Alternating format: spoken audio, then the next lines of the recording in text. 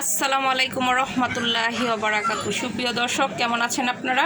আশা করছি আপনারা সবাই ভালো আছেন। আমি আলহামদুলিল্লাহ ভালো আছি। আজকে আমি এই যে করলা ভাজি করব কোনো রকম তিতা ছাড়া।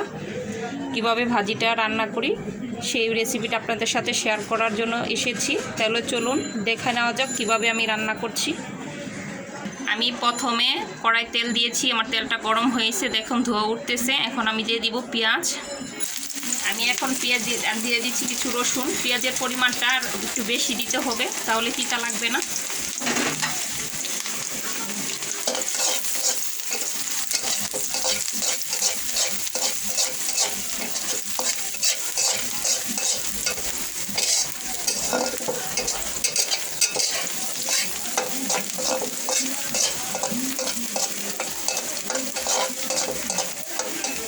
পেঁয়াজটা প্রায় ভাজা হয়ে এসছে। আমি এখন দিয়ে দিব কাঁচামরিচ আর লবণ।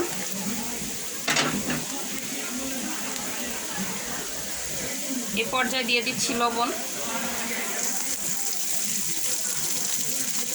আর দিয়ে দিচ্ছি কিছু ফালি করা কাঁচামরিচ। আর এখন আমি দিয়ে দিব এই করলাটা।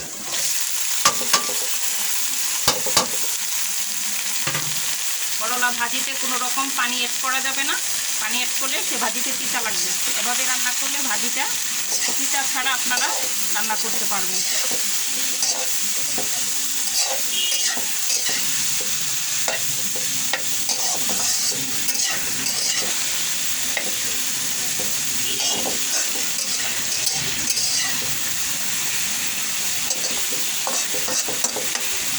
এরপর যে আমি দিয়ে দিব হালকা একটু হলুদের ফাঁকি।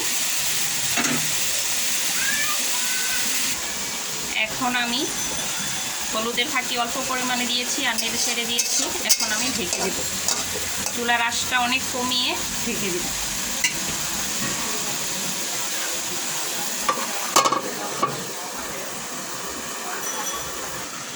এ পর্যায়ে আমি ঢাকনাটা উঠিয়ে নিচ্ছি, চুল নেড়ে চেড়ে দিব।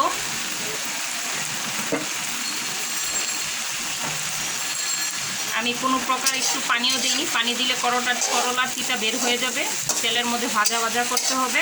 আর একটু টিপ দিচ্ছি আপনাদেরকে, যদি করলাটা আরও বেশি টেস্টি খেতে চান তাহলে করলার মধ্যে বেশি পেঁয়াজ, রসুন, কাঁচামরিচ অ্যাড করবেন আর করলাটা তেলে ভাজা ভাজা করবেন। আর ঢাকবেন না, না ঢাকলে করলাটা সবুজ থাকে। আমি ঢেকে দিলাম। আপনারা চাইলে এভাবে রান্না করতে পারেন। এভাবে আমার দাদিরা রান্না করতে। যে ভাইয়া পুরা করলা খান না, তারা এইভাবে রান্না করলে ঠিকই খাবেন। খুবই মজা, রান্না করতে পারেন। এ পর্যায়ে আমি ঢাকনাটা উঠিয়ে নিচ্ছি। দেখুন আমার ভাজিটা প্রায় কমপ্লিট। খুবই কম সময়ে করলা ভাজিটা রান্না করে ফেললাম, খুবই ঝটপট। এখন আমি চুলা থেকে নামিয়ে নিচ্ছি। দেখুন হয়ে গেছে আমার ভাজিটা। খুবই অল্প সময়ে ভাজিটা রান্না করা যায়, কোনো প্রকার পানি ছাড়া তিতা। এই ভাজিটা এভাবে রান্না করলে তিতাও লাগবে না। আপনারা রান্না করে খেয়ে দেখবেন। এখন আমি ভাজিটা চুলা থেকে নামিয়ে দিচ্ছি। আমি করলা ভাজিটা এখন চুলা থেকে নামিয়ে নিয়েছি।